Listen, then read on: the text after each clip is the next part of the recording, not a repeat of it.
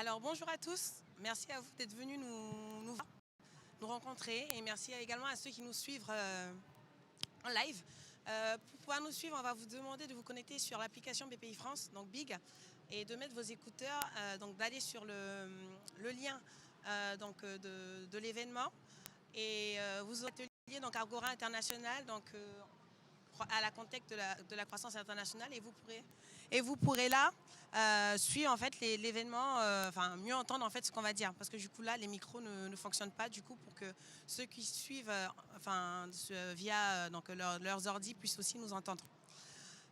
Donc voilà, donc aujourd'hui on est réunis pour un atelier qui a pour thème la conquête de la croissance à l'international et les enjeux liés aux devises. Donc on a avec nous deux intervenants qui vont se présenter, qui font partie de deux entreprises du secteur de l'aéronautique, qui ont des activités complètement différentes. Dans un premier temps, je vais passer la parole à Jean-Claude de Souza, le directeur de la salle des marchés BPI France avec lequel on travaille, qui va faire un petit rappel sur le contexte du marché des devises en ce moment. Donc voilà, Jean-Claude, je te passe la parole. Bonjour à tous, j'espère que vous m'entendez bien, j'espère que les gens qui sont à distance m'entendent pas trop fort et que les gens qui sont là m'entendent bien. Effectivement, on voulait faire un petit rappel sur le change et le risque de change. Alors vous savez que voilà, ça fait plusieurs fois qu'on fait cet événement big et à chaque fois il y a une espèce de punchline, de ligne directrice, et cette année c'est effectivement conquérir, la conquête. Et c'est quoi la conquête? C'est aller là où on ne va pas d'habitude. C'est traverser des frontières psychologiques ou physiques et aller voir un peu comment ça se passe de l'autre côté. Vous savez que la mission de BPI France et les missions de BPI France, c'est vous accompagner dans différentes missions et notamment à l'international. Et donc on est parfaitement dans cette problématique et dans cette réflexion de la conquête à l'international. Donc vous savez que voilà, souvent vous exportez, vous allez chercher des nouveaux marchés et peut-être que effectivement ce risque de change et cette couverture de risque de change est loin d'être votre première préoccupation. Quand on a préparé cet atelier avec Adja et Anaël, j'essaie de trouver une image. Et ça serait une espèce de conquête. Effectivement, vous êtes un conquistador. Alors peut-être dans les côtés un peu agréables du conquistador, vous êtes dans votre caravelle, vous avez réussi à avoir les fonds pour avoir votre caravelle, vous avez monté une équipe qui est motivée pour aller conquérir l'Amérique. Et vous avez traversé les océans, bravé les tempêtes, bravé la faim.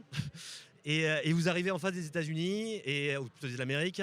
Et là, vous êtes à 200 mètres du rivage et il vous faut une barque. Donc vous avez tout fait et il vous manque la barque pour arriver aux 200 mètres et conquérir l'Amérique. Et bien le risque de change et la couverture de change, c'est un peu ça. C'est quelque chose auquel on ne pense pas forcément exempté, mais dont on a besoin au moment de la signature du contrat. Pour exemple, voilà, vous allez répondre à des marchés internationaux. Comme je l'ai expliqué, ce n'est pas forcément votre première préoccupation, mais des variations de change qui sont indépendants de votre volonté, qui sont purement marché, peuvent transformer un succès commercial en un échec financier. Et c'est ce que j'essayais de vous dire et essayer de vous convaincre de prendre en amont de toutes vos négociations commerciales des couvertures sur le risque de change. Donc comment on fait pour se couvrir sur le risque de change? Plusieurs manières. Déjà, il y a un premier travail qui doit être fait par vous, c'est d'analyser effectivement votre exposition au change. C'est-à-dire que si vous avez des achats et des ventes dans une devise, vous devez les netter afin d'avoir une exposition nette au change. Ensuite, il y a une ribambelle de produits bancaires qui vous sont proposés. Et enfin, et là je prêche un peu pour ma paroisse, on a un produit miracle chez BPI France qui vous permet de vous accompagner, mais je vous demanderai effectivement de vous rapprocher des équipes du change pour pouvoir l'étudier. Et pourquoi il faut se couvrir? C'est assez important de se couvrir actuellement parce que vous savez qu'on est dans des époques un peu tourmentées. Il y a beaucoup les différentes économies mondiales ne sont pas au même cycle. Excusez-moi, l'Europe, les États-Unis, le Japon ne sont pas forcément au même cycle, donc ça a un impact direct sur les devises. Vous savez très bien que les États-Unis ont déjà peut-être fait cette croissance. On est en plein dedans aux US. Les pays émergents ne sont pas encore dans cette croissance. On a tous eu une réponse politique, économique différente face à la crise du Covid, qui a eu des réactions. Il y a eu des réactions différentes sur les pays. Et donc, on a naturellement des devises qui bougent énormément.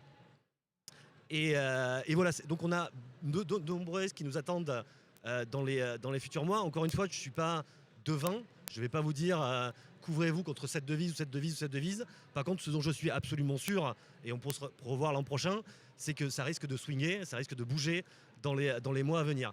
Il y a vraiment des problématiques de taux d'intérêt, des problèmes politiques. Vous savez qu'aussi bien aux États-Unis, la lutte entre les démocrates et les républicains, que les différentes échéances électorales en Europe font qu'on va avoir des vraies anticipations de marché qui vont être différentes et qui risquent de faire bouger toutes ces parités de devises. Donc encore une fois, je vous conseillerais de vous couvrir, de venir voir les produits que l'on propose, d'aller voir vos banquiers préférés, d'analyser un peu votre bilan pour savoir quelle est votre exposition nette. Et voilà, c'était pour faire une première introduction. Et maintenant, je vais laisser peut-être la parole à des vrais gens qui interviennent et qui ne sont pas uniquement sur les marchés financiers et qui conduisent leur caravelle pour arriver jusqu'à l'Amérique. Ok, merci Jean-Claude. Donc maintenant, on va passer la parole à nos deux intervenants, donc ils vont d'abord se présenter. Et voilà, et donc par la suite, on va poursuivre l'atelier. Donc je vous laisse la parole, Monsieur Jaillet. Bonjour à tous, donc Florian Jaillet, société Alcim Simulateur. Donc nous on est dans la région nantaise et on est donc dans le secteur de l'aéronautique et on fabrique donc des machines, des simulateurs de vol qui sont destinés à la formation des pilotes de ligne.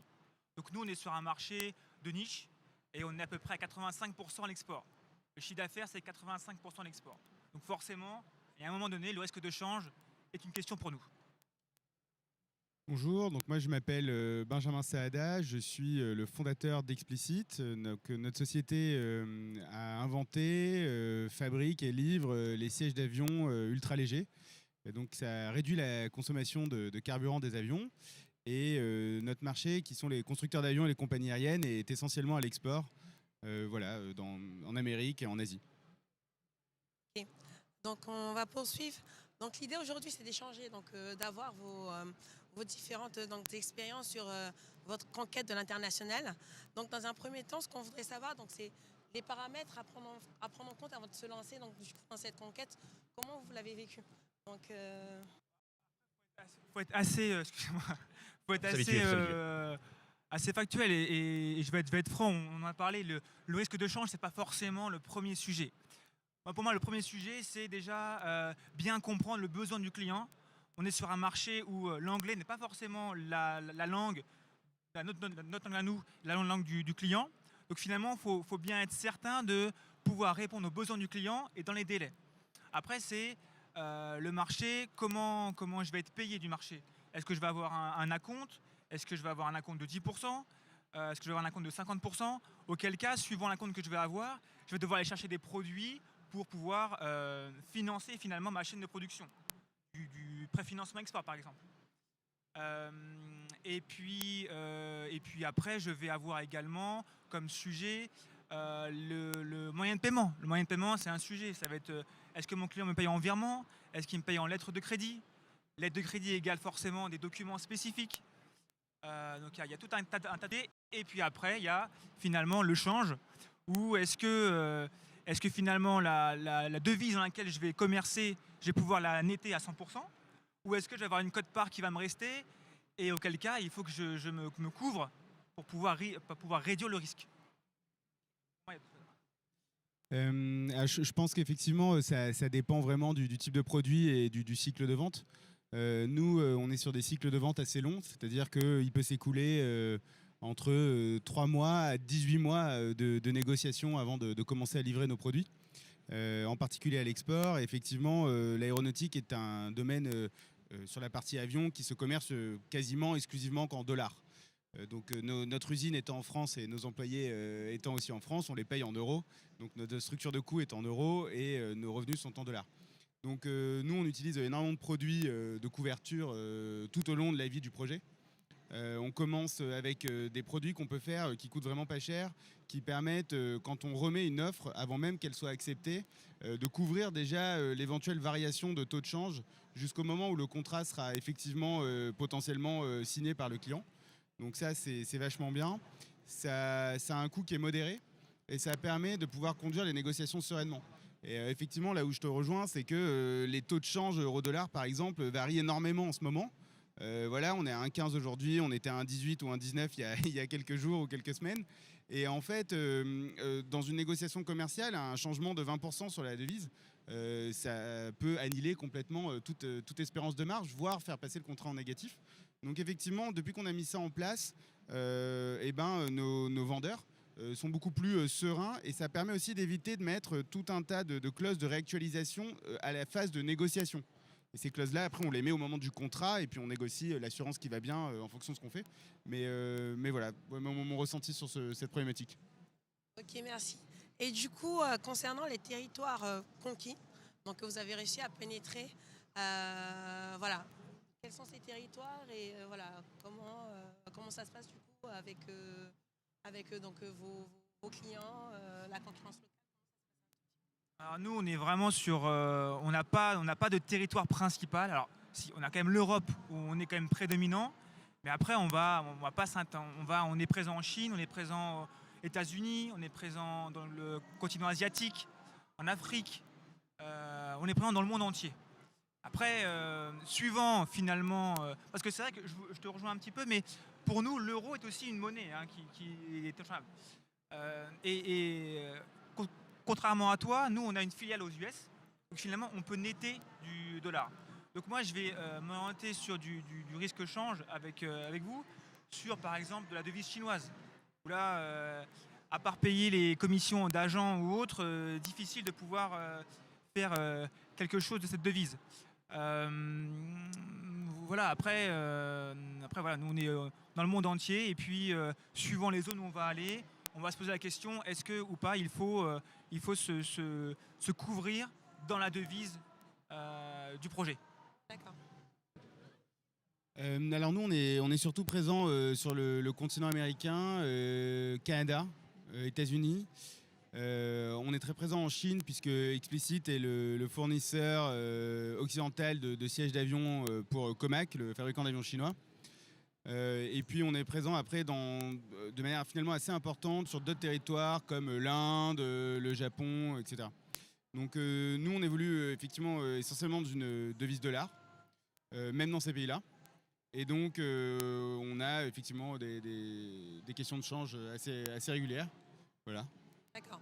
Et du coup, concernant la concurrence locale, est-ce que vous avez des difficultés du coup à avoir des clients ou comment vous y prenez du coup parce que du coup vous arrivez vous étranger, on va dire finalement, dans un pays avec justement aussi on va dire des entreprises locales qui font à peu près peut-être ce que vous faites. Donc comment ça se passe plus ou moins? Honnêtement, je suis pas certain que le sujet principal soit le change. Le sujet principal, c'est qu'est-ce qu'on peut vendre au client, quels sont les add-ons qu'on peut lui apporter, et puis le prix. Nous, on peut juste essayer de se couvrir un peu avec le change, mais le nerf de la guerre, c'est le client, il va aller voir l'ensemble des fournisseurs sur le marché, et c'est celui qui va le proposer le meilleur produit, le moins cher, qui va remporter le marché.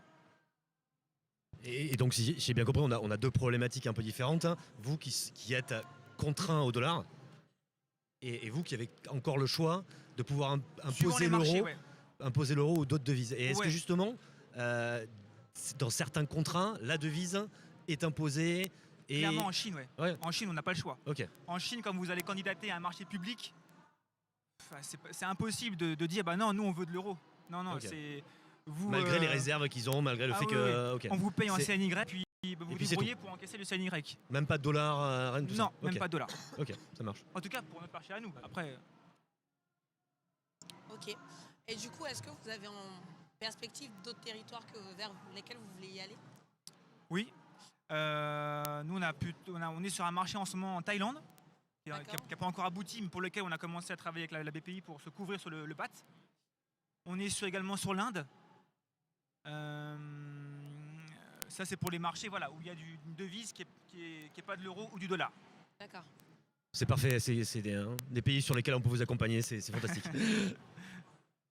Nous, en ce qui nous concerne, on a une activité de développement international permanente, donc on n'a pas vraiment de marchés qui ont plus d'intérêt que d'autres. On travaille vraiment sur tous les territoires, avec toujours une très forte exposition sur les États-Unis et l'Asie, qui, dans mon domaine de l'aéronautique, sont des marchés qui reprennent un peu plus vite que l'Europe aujourd'hui.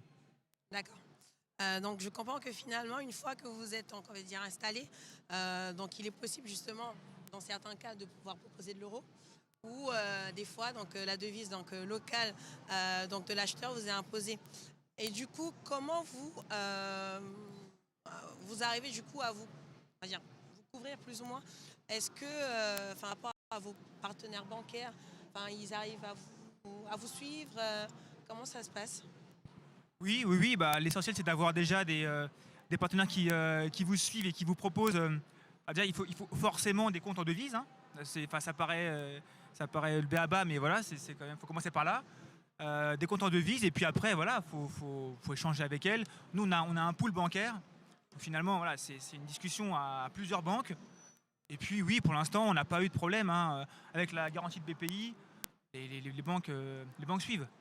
Parce que nous, le principe de cette garantie, et voilà, on n'est pas une banque de flux, donc vous avez effectivement besoin de comptes.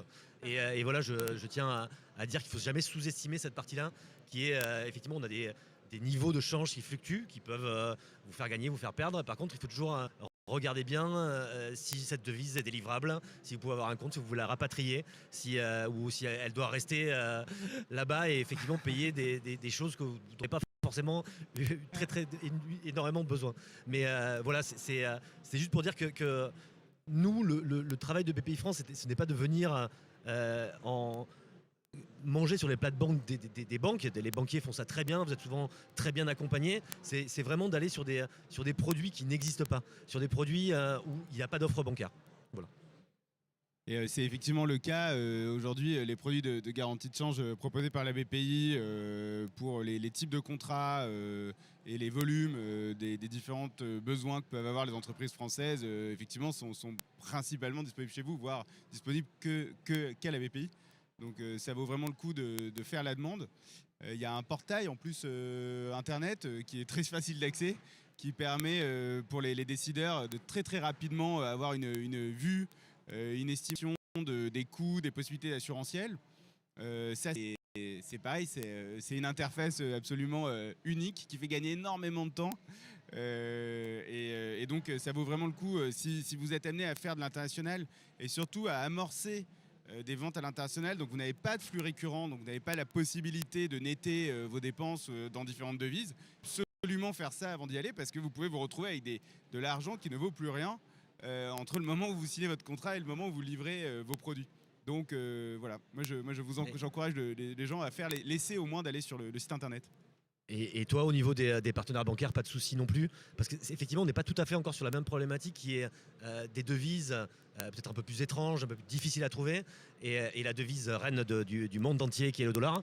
Et par contre, peut-être des problématiques un peu plus long terme ou pas? Parce que souvent, j'ai l'habitude ou la facilité de penser que dans l'aéronautique, on est plus sur voilà, il y a des marges que l'on connaît, des business plans qui sont très longs. Donc, est-ce qu'il faut se couvrir sur du très long? Est-ce que les banquiers vous accompagnent sur ce très long? Est-ce qu'il y a une problématique sur ça? Aujourd'hui, les produits, il y a énormément de produits sur l'euro-dollar, mais c'est des produits financiers qui sont extrêmement sophistiqués et qui sont intéressants à partir de 20 à 30 millions de dollars, quoi. Voilà. Et c'est intéressant sur des durées de projet qui vont durer jusqu'à 2-3 ans maximum. Aujourd'hui, nous, on est sur des problématiques qui sont beaucoup plus longues. Et effectivement, là, nous, ce qu'on fait, en tout cas chez Explicit, c'est qu'on panache. Sur le très long terme, on couvre une partie des contrats, parce que ça coûte cher, évidemment, et une partie, on ne couvre pas, et on évalue à peu près notre comme ça. Mais donc, Explicit a fait ses 10 ans cette année, Et en fait, les variations involues de change fortes, ça arrive.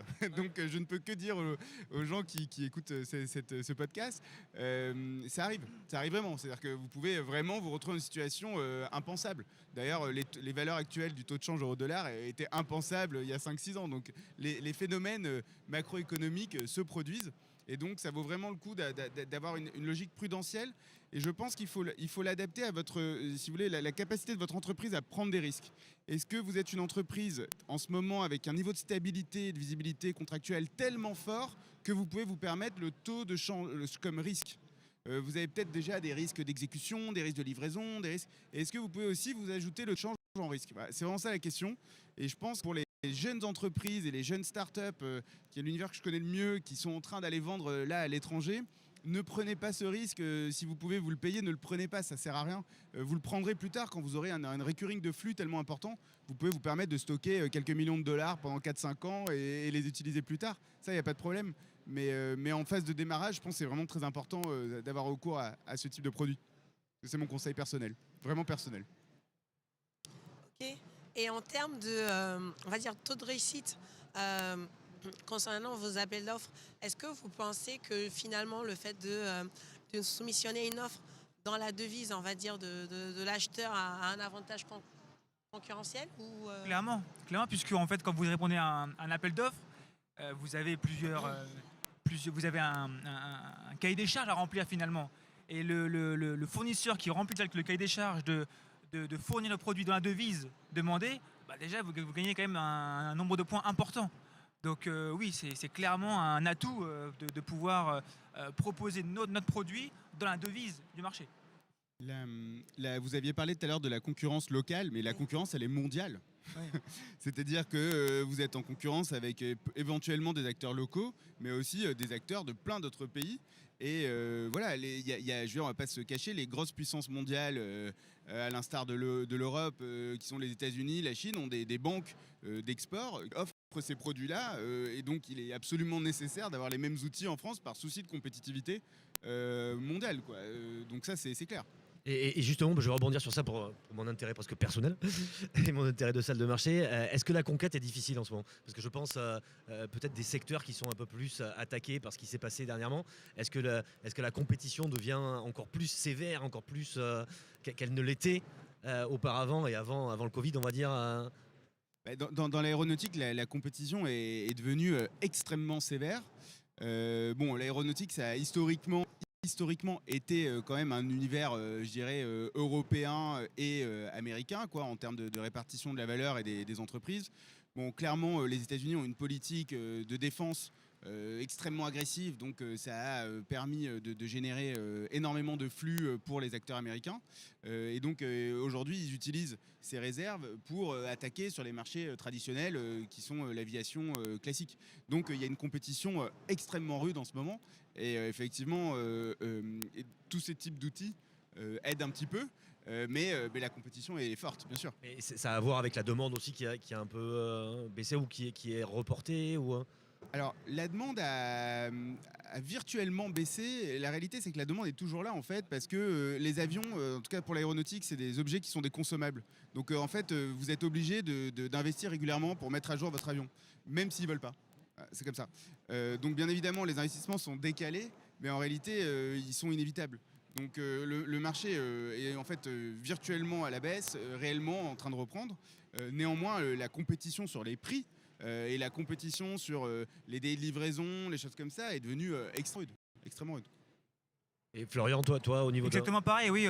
Après, moi, c'est plus sur une partie de zone géographique. En Chine, on sent quand même que c'est plus compliqué d'aller en Chine.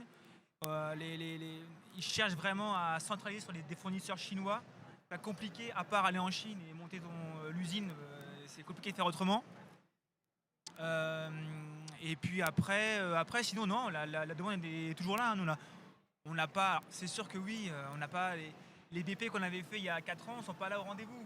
Mais je veux dire, on a su faire avec et on a su repartir. Et puis on est toujours là. C'est pas un cataclysme. Il n'y a pas eu de cataclysme particulier. On a su faire avec. Ok. Et aujourd'hui, on va dire, donc on vit une situation inédite en ce moment avec avec le Covid. Du coup, comment est-ce que ça a impacté, on va dire, aujourd'hui vos activités respectives concernant du coup l'international? Ah, clairement, c'est comme tout le monde, je pense, une baisse du chiffre d'affaires. Et puis, c'est le mot aussi qu'il faut avoir, c'est s'adapter. Il faut s'adapter. Nous, en fait, on a des gros paiements qui sont liés finalement au transport. Donc pendant un moment, on ne pouvait plus faire de transport. Donc il a fallu faire des vidéos pour pouvoir sous-traiter la partie transport place. Voilà, il faut inventer pour pouvoir passer ce Covid et puis continuer à faire vivre la société. Oui, nous ça a eu deux conséquences. On a dû très rapidement digitaliser notre processus de vente et de marketing. On avait un processus de vente et de marketing très axé salon et rencontres, puisque c'est aussi la tradition de notre secteur historique. On a dû très rapidement digitaliser nos processus, donc nos processus de rencontres, nos processus de démarchage et nos processus même effectivement de test produit. Donc c'est très particulier, mais de toute façon, il n'était pas possible de faire autrement parce qu'on ne pouvait pas se déplacer. L'autre effet que ça a eu sur notre société, c'est qu'on a entamé des actions de diversification pour aussi aller explorer, profiter de cette accalmie pour aller explorer de nouveaux marchés et mettre en avant finalement nos atouts technologiques. Parce que je pense que c'est pareil, on est deux sociétés avec des atouts technologiques relativement uniques. Donc voilà ce qu'on a fait. Claude, tu veux rebondir? Non, moi j'avais 2-3 questions à vous poser, notamment sur le change en fait. Donc vous couvrez, mais est-ce que vous suivez les devises ou vous avez pas le temps ou Non. est-ce que le baht thaïlandais Ouais, clairement, moi je sais, et c'est là aussi où c'est important de travailler avec vous, c'est qu'au final, moi je suis pas expert en devises. Hein. Okay. Je vous l'ai dit, hein, moi je suis pas expert en change. Je suis venu avec vous parce que voilà, il y avait un conseil, il y avait un apport, et puis on se laisse guider un peu parce qu'on peut pas être partout.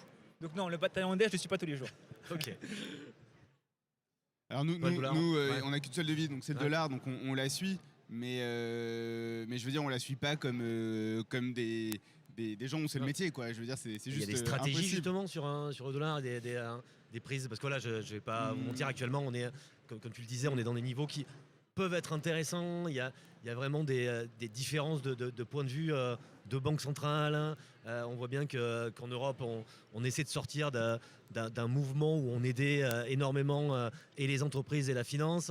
On n'arrive pas très bien à sortir de ce momentum, alors qu'aux US, ils ont vraiment envie d'en sortir. Donc voilà, est-ce que vous réussissez à capter des moments où vous pouvez rester en pause, où justement il y a presque un automatisme à la couverture du risque de change? Ouais, vraiment en étant très très loin d'être un expert, je dirais qu'en ce moment on peut parler plutôt de situation de chaos. C'est-à-dire que c'est vraiment très difficile justement de saisir. En tout cas, nous en ce qui nous concerne, il est impossible pour nous de saisir justement ni un moment ni une période avec une vision un petit peu de mécanismes macro qui pourraient s'appliquer. Tout simplement parce que on l'a vécu avec mon directeur financier. À partir du moment où il y a eu le quantitative easing et que la monnaie, donc les banques centrales se sont mis à investir, à déverser de l'argent de manière pharaonique, en fait, ça a complètement perturbé les mécanismes macro. Et donc, pour nous qui ne sommes pas de ce métier-là et qui ne sommes pas en salle des marchés, c'est impossible aujourd'hui. Nous, en tout cas, la politique chez Explicit, c'est une politique qui consiste à considérer que les marchés sont chaotiques et donc à couvrir au maximum tout ce qu'on fait en ce moment. Et ils le sont, enfin voilà, pour rebondir sur ce que tu dis, que effectivement, tu l'as hyper bien résumé, c'est-à-dire qu'on était dans un momentum où voilà, les banques centrales drivaient tout. Elles essaient de faire baisser la volatilité. Alors voilà, on avait d'autres problèmes que le change et effectivement, par la crise Covid, le change a bougé, mais pas tant que ça. Pas tant qu'on aurait pu le craindre ou en tout cas on pouvait avoir peur de mouvements un peu fous. Alors effectivement, l'eurodoll est monté parce que voilà, il y a une préférence pour l'Europe à ce moment-là, une petite crainte sur le dollar.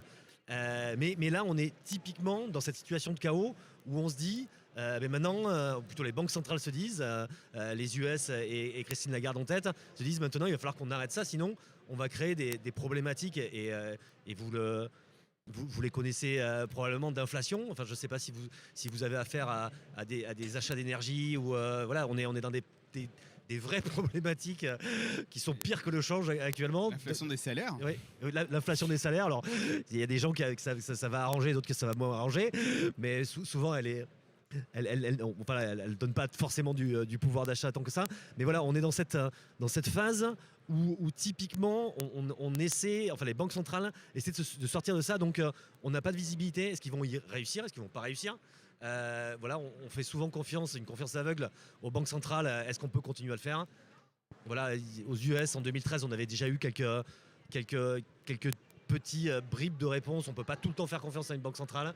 Les US n'avaient pas très bien réussi leur sortie de la crise 2007-2008. Voilà. Ok. Donc, merci beaucoup. Du coup, on va prendre vos questions. Si vous avez des questions, si certaines personnes ont des questions, n'hésitez pas à les poser. On est disponible pour vous répondre. Donc, voilà.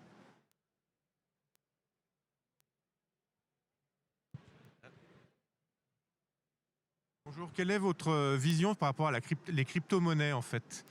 Comment ça va influencer les problématiques de change, etc.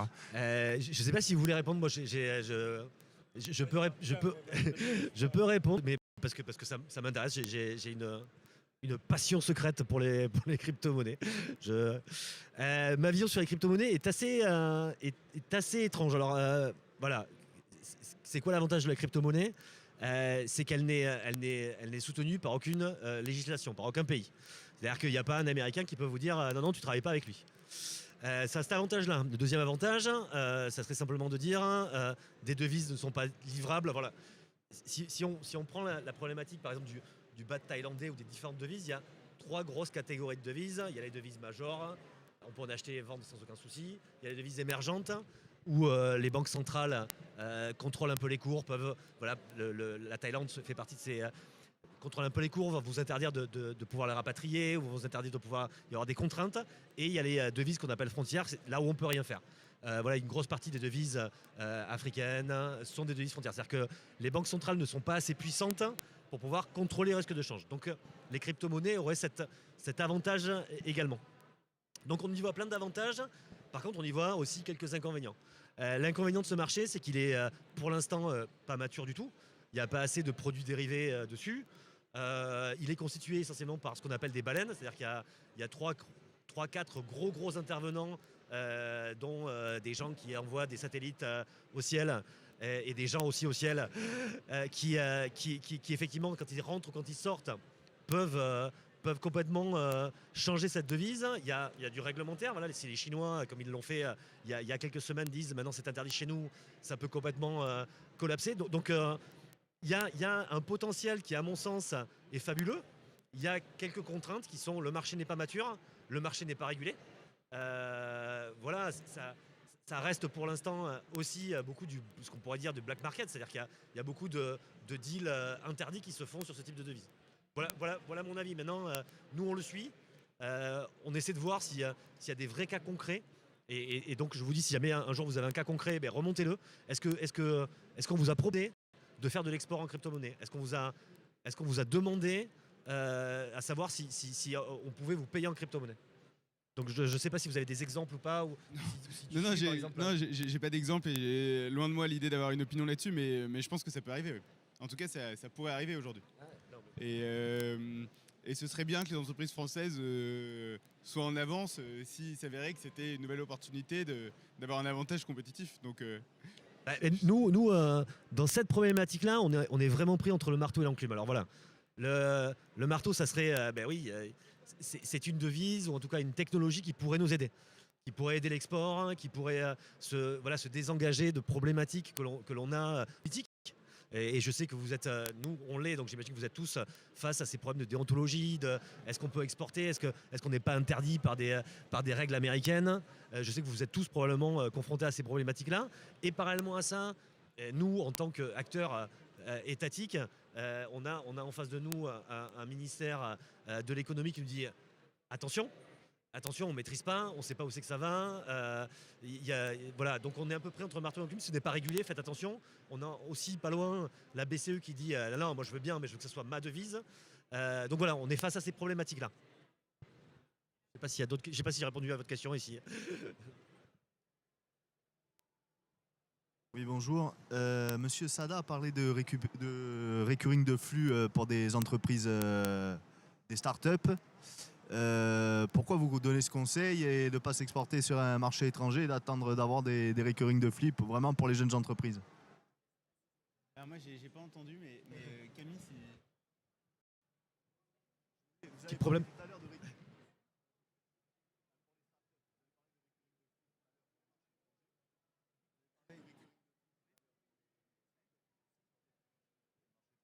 Pourquoi vous donnez ce conseil d'attendre un peu et pourquoi vous donnez ce conseil, voilà, surtout. Ouais, pourquoi? Ok, donc la question est pourquoi je conseille aux startups qui se lancent à l'étranger de couvrir leur risque de change. C'est ça? Exactement. Alors, je le conseille généralement parce que une startup, c'est par définition une société qui cherche à grandir vite, donc qui a un niveau de risque, disons, supérieur au standard habituel de son industrie. Puisque pour grandir vite, il faut prendre plus de risques. Là, je permets une banalité, mais qu'il faut quand même rappeler. Si on ne prend pas de risques, il est peu probable qu'on fasse plus de croissance que le reste du secteur. Voilà. Donc, par définition, quand on est une startup, on a un niveau de risque qui est assez élevé. Un niveau de risque sur l'exécution, un niveau de risque sur le développement des produits, un niveau de risque sur le succès commercial de l'entreprise, un niveau de risque même sur le business model. Pourquoi pas, si l'entreprise est très jeune, généralement on dit 3 ans pour à peu près maîtriser un business model. Voilà. Donc il y a tout un tas de niveaux de risque. Et la question qu'il faut que chacun se pose, bien sûr, c'est est-ce que je veux rajouter sur ça un risque de taux de change? C'est-à-dire, est-ce que je veux rajouter sur tous ces niveaux de risque le risque de me retrouver au moment où mes fonds sont versés? Il y a toujours, au minimum, vous vendez un produit sur Internet, disons en B2B, vous avez 30 jours. Voilà, vous allez être payé à 30 jours à la livraison sur le dernier acompte ou quoi que ce soit, minimum 1 mois. Si on regarde le taux de change pour l'euro-dollar aujourd'hui, il y a 1 mois, il y a 0,05 de différence. Donc c'est quoi? Ça fait quasiment 10%, quoi, 10%. Donc est-ce que vous avez envie de prendre 10% de risque en plus sur l'argent que vous allez toucher pour payer vos coûts? Et donc c'est pour ça que je dis que je pense que c'est très important. Il y a plein de possibilités de stratégies, d'optimisation, de comment se couvrir pour l'export et les devises, etc. Et moi j'ai cherché pendant plusieurs années d'ailleurs quelle était la bonne stratégie. Je pense qu'il y a un conseil à nouveau qu'il faut bien sûr revoir en fonction de sa situation personnelle, c'est de dire jeune entreprise, premier projet, deuxième projet, première année à l'étranger, couvrez-vous. Couvrez-vous. Au pire, vous allez perdre le coût de l'assurance. Ça doit pas, au moins, c'est beaucoup moins que le risque que vous prenez. Et puis ensuite, quand vous avez la vision de votre marché et que vous avez baissé les risques autres, vous pouvez commencer à chercher à optimiser vos dépenses de frais financiers. Mais aujourd'hui, ça coûte pas très cher. Non, ça coûte pas très cher et ouais, je partage complètement ton point de vue. C'est que ouais, je pense qu'une start-up a une cartographie des risques très très large. C'est-à-dire qu'elle est face à plein de risques et que voilà, c'est une entreprise en croissance et je vais peut-être dire à peu près la même chose que ce que tu disais. C'est une entreprise en croissance qui ne peut pas se permettre de laisser des risques ouverts. Et voilà, il y a tellement d'autres risques que je ne maîtrise pas parce que je ne suis pas un gérant de start-up, mais voilà, il y a certains risques que vous ne pouvez pas laisser ouverts parce que vous êtes en ramp-up, en croissance, que d'autres, voilà, LVMH, voilà, 3 ou % de variation sur l'euro-dollar va lui faire mal, va faire mal à ses actionnaires, mais va pas le tuer. Alors qu'effectivement, une start-up, je pense peut-être que 3 ou 4% de variation sur le change peut l'affaiblir, voire la tuer. Ok. Le temps nous fait défaut. Ah, très bien. On va être obligé donc d'arrêter notre bel atelier. En tout cas, merci beaucoup. Merci à nos intervenants. Merci beaucoup. d'être intervenus. Et Merci, puis oui. voilà. Merci beaucoup et à la session prochaine. Au revoir. Merci.